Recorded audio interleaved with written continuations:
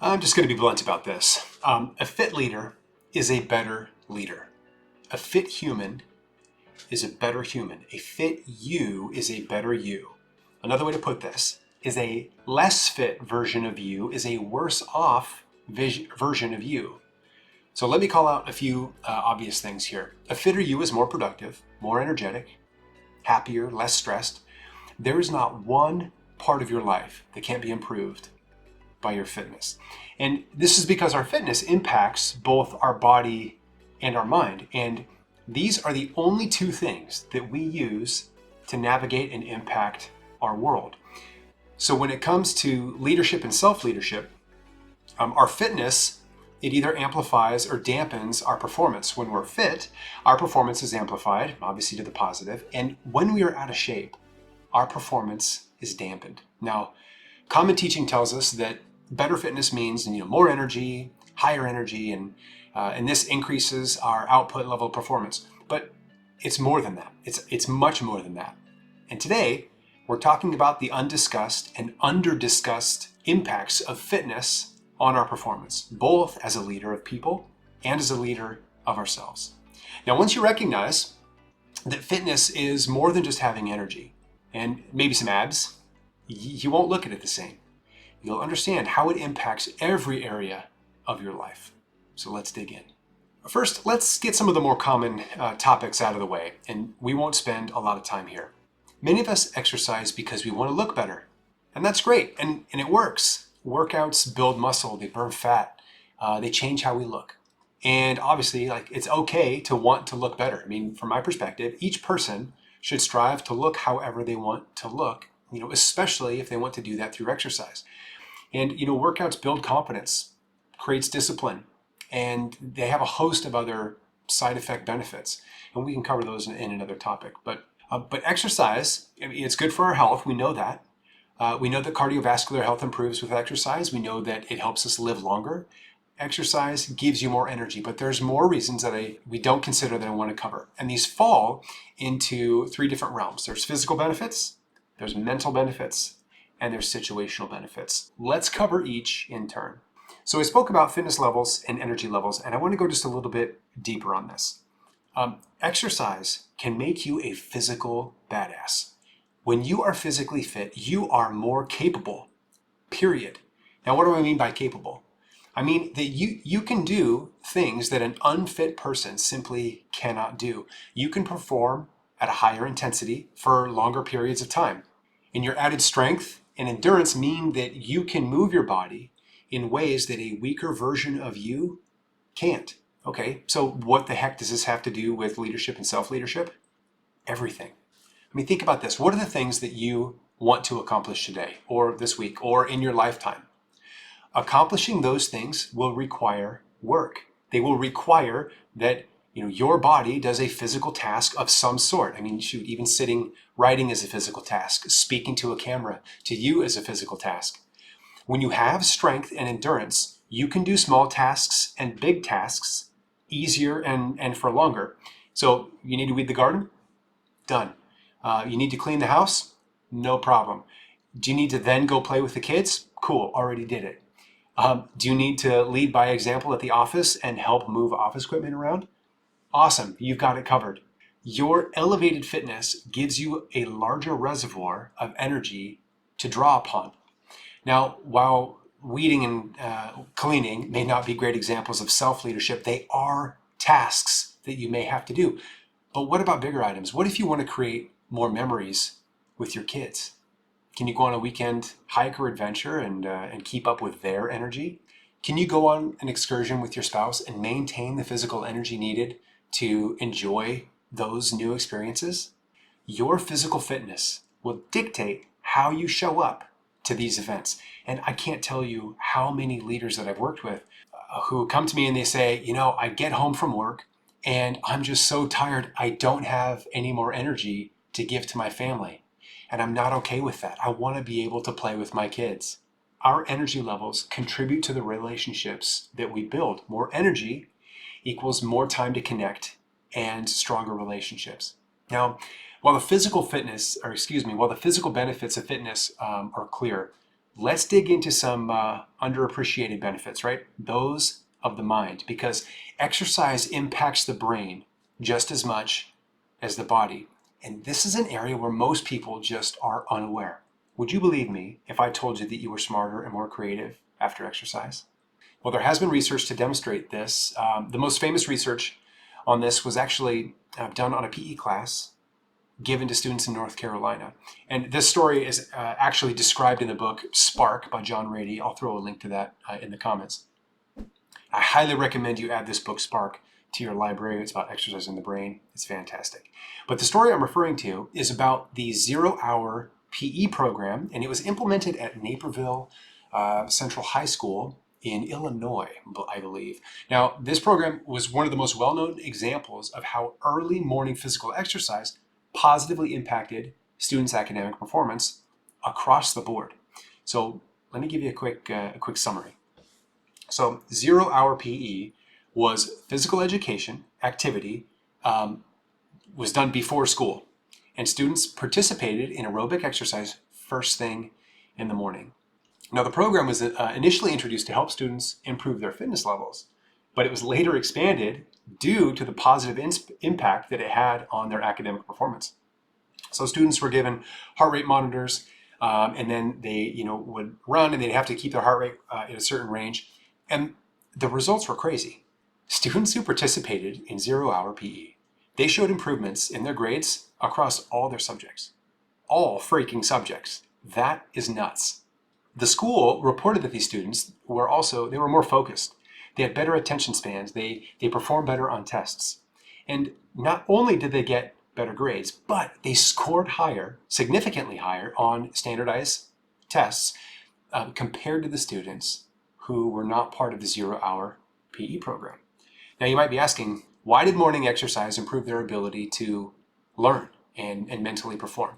Well, one of the reasons, it has to do with a protein called brain-derived neurotrophic factor, or BDNF for short. BDNF has been called miracle grow for the brain, and it's got a ton of positive side effects on the brain. One, it promotes neurogenesis, which is the growth of new neurons. It supports synaptic plasticity. This strengthens brain cell connections, which are needed to create memories when we learn. It improves cognitive function, so higher levels of brain-derived neurotrophic factor are linked to better memory, better problem-solving abilities. It also regulates mood and helps alleviate symptoms of depression, which is totally awesome. It supports brain resilience and repair, so it's miracle grow for the brain, so it helps repair damaged neurons. It influences learning and memory, so it's involved with a process called long-term potentiation, where it's a process where neural connections are strengthened over time, because neurons that fire together wire together, and brain-derived neurotrophic factor helps accelerate that connection. Now, if you want to dive deeper into this, John Rady's book is great. Again, it's called Spark. But again, suffice to say, exercise makes your brain ready to learn. Now, tell me that you can't listen to that list of everything we just talked about and say, oh yeah, I don't need any of that. I mean, all of that is awesome. But learning is not the only thing that exercise makes your brain better at. In that book, Spark, Dr. John Rady, he has this quote which he repeats often, and it goes like this. Exercise has the same effect on the brain as taking a little bit of Prozac and a little bit of Ritalin. Now, research shows that exercise has the same effect on the brain as taking these two drugs. Now, this doesn't mean that exercise should be used as a replacement for people who are on these medications for real, psychiatric purposes and help. But for anyone who's struggling with any amount of depression or lack of focus, exercise has been repeatedly shown to help, just like taking a little bit of Ritalin and a little bit of Prozac. Now, it's easy to see why focus matters when it comes to mental performance and productivity, but what the heck does positivity have to do with any of this? Why does that matter? Well, there's a whole field of psychology called positive psychology, which studies the impact of positivity on the brain. So another book on this, Sean Achor, has a great book called The Happiness Advantage. I'll put a link to that in the bottom. He also has this great TED Talk, and he describes positivity and the brain in depth. You can also look at Martin Seligman's work. But one of my favorite quotes in Sean Achor's book is also an excellent summary of the theme of that book. He says, a positive brain outperforms a negative or neutral brain. Positive brains are more creative, they're more resilient, they can better recognize opportunities. So not only does exercise give you more energy, physical energy to crush it, but it helps your Brain, learn, stay focused, and stay positive. Now, just a quick little tidbit here on positivity as well. If you want to be influential, positivity is a must. You cannot inspire others over the long run through fear and negativity. Positivity is a requirement. We've covered some physical and mental benefits to your personal fitness, but there's another category that we should cover. These are situational benefits. This is, in certain situations, you react differently when you're fit versus when you're out of shape. Now, your fitness gives you endurance. It helps you fight fatigue. Now, this is important because fatigue makes cowards of us all. Now, I used to fight in MMA, and I can personally tell you that fighting competitors who were in shape was very difficult. And it was not because of the physical challenge, but it was the negative self-talk that comes with being tired. Now, I used to be the guy who was in better shape than my competitors, or at least I tried to be, and I would try to use that to get in their heads. I used to mess with my opponents, or the people I was sparring with, in later rounds by getting back into the middle of the ring and bouncing around like I had a ton of energy. And later in the fight, they would think, oh my gosh, like I'm wiped. And this guy still has a ton of energy. I don't know if I want to keep going. And I've talked to UFC fighters about this as well, that when the other person is highly conditioned and they're tired, it messes with their mind. Now, these mind games worked in my favor. They can work in yours. Now, Steve Magnus covers this in his book, Do Hard Things, as well. Tons of books here.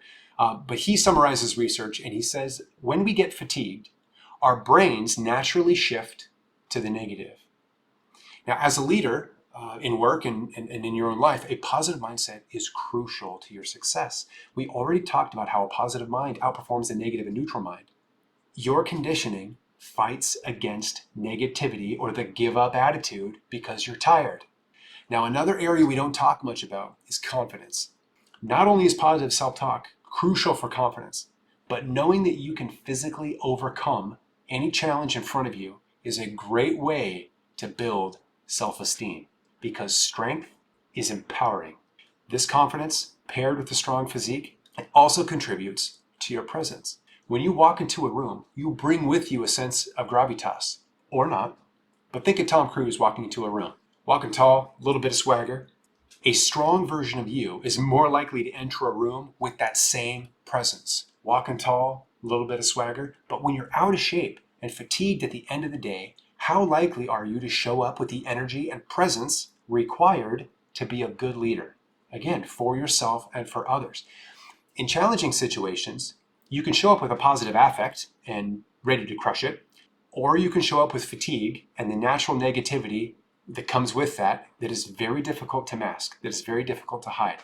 Your fitness impacts your confidence and your presence. Now, there's an overview of that. Now, let's talk about how do we level up your fitness. I mean, you've got an understanding now of how fitness impacts your day. There still remains a question about, okay, but then what? How do I get fit? The first thing that you should do with your health is anything. Do anything. Yes, some things are more effective than others, but to start, do anything. Walk, run, lift, do yoga. Just do something to build your body. Now, if I had to pick one thing, I would choose strength training, because strength training builds muscles. You can vary your training as well in different ways to give you cardiovascular benefits of aerobic exercise. You can do it in a short amount of time. Like in an ideal world, you would do strength training and aerobic exercise and even some stretching. I mean, there's a saying in the fitness world that aerobic exercise ensures you live a long life, and strength training ensures that you live a good life. If you can do it all, do it. But if you can't, just do something every day. I mean, rest days are only for really, bodybuilders and high volume athletes. I mean, Arnold Schwarzenegger used to joke, rest, what muscle is that and how do I work it? Listen, your body is your machine and your mind is the operating system. You can exercise to build them both. Now, if you need help, get help. Find a trainer. Go online for different resources. Reach out to me if you need help. Look up workouts online. Talk to your friends. There's really no excuse. You've absolutely got this, and you can do this. It doesn't take much. Again, do anything. Be intentional. Your fitness is the foundation on which your performance rests. It gives you energy. It enhances your mind. It primes your brain for learning. Helps give you focus, gives you confidence, enhances your presence. Start working out by just doing something to challenge your body every day. If you can choose one thing, choose strength training. But if you can do it all, do it all. And if for some reason, you can't do anything, then again, just grab some shoes and go on a walk. But build your body, my friends. By doing so, you will also build your mind. And with both of these, you can crush it. Thanks for watching today. Thanks for listening. Until next time.